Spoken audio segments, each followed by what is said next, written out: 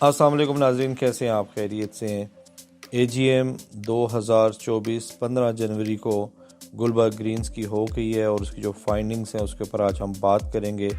تو سب سے پہلے میں بات کروں گا گلبرگ ڈریم ہائٹس کے بارے میں۔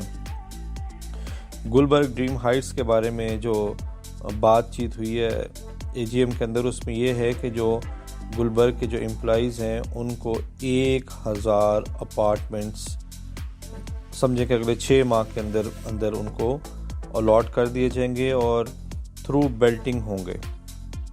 ایکچولی 3500 کے لگ بھگ لوگ ہیں، اور جب بیلٹنگ ہوگی تو اس میں سے 1000 جو سکسیسفل لوگ ہوں گے ان کو یہ اپارٹمنٹس الاٹ کر دیے جائیں گے۔ یہ گڈ نیوز بھی ہے اور بیڈ نیوز بھی ہے۔ گڈ نیوز ہے جن کو یہ ملیں گے ان کی پرائس کافی بڑھ جائے گی۔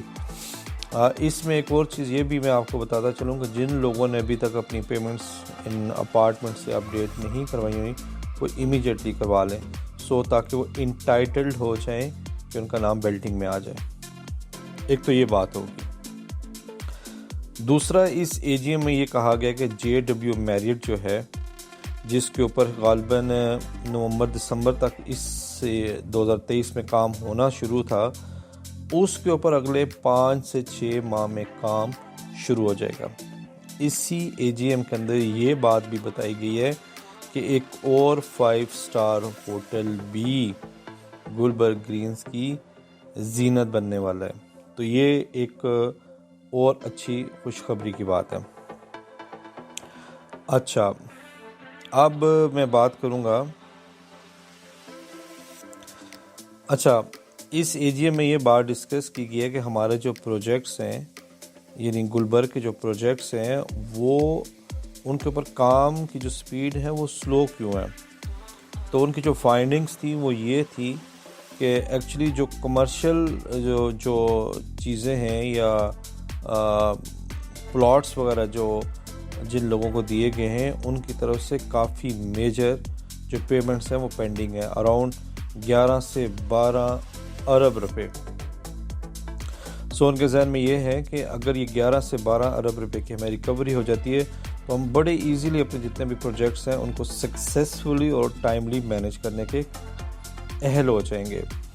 تو یہ جو جملہ ہے اس سے آپ یہ سمجھ لیں کہ اگر واقعی ہی گلبرگ کی جو انتظامیہ ہے اس نے سخت ایکشن لیا تو جتنے بھی کمرشل پلاٹس والے لوگ ہیں یا کمرشل کے اوپر جو ایکٹیویٹیز کر رہے ہیں ان کے لیے تھوڑا سا سخت ٹائم آنے والا ہے۔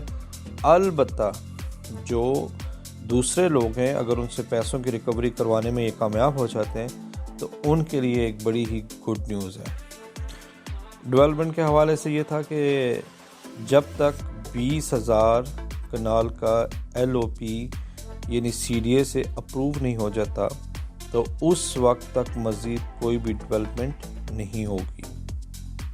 جیسے ہی یہ LOP ہو جائے گا، ان کا یہ خیال ہے کہ جیسے یہ 20,000 کنال کی جو لینڈ ہے یہ CDA سے اس کی اپروول مل جائے گی تو ہمارے جتنے بھی ڈیولپمنٹ کے کام ہیں اس کو تیزی سے کر لیا جائے گا۔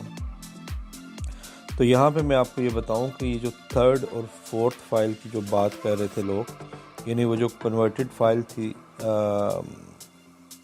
اس سے جو اپارٹمنٹس کے اگینسٹ ملی تھی، اس کے بارے میں بھی یہی رائے ہے کہ جب تک لینڈ اس کے لیے کوئی اسپیسیفک لینڈ اکوائر نہیں ہوگی تب تک اس کی اناؤنسمنٹ نہیں ہوگی، نہ ہی ان کو کوئی پلاٹ نمبر لگیں گے۔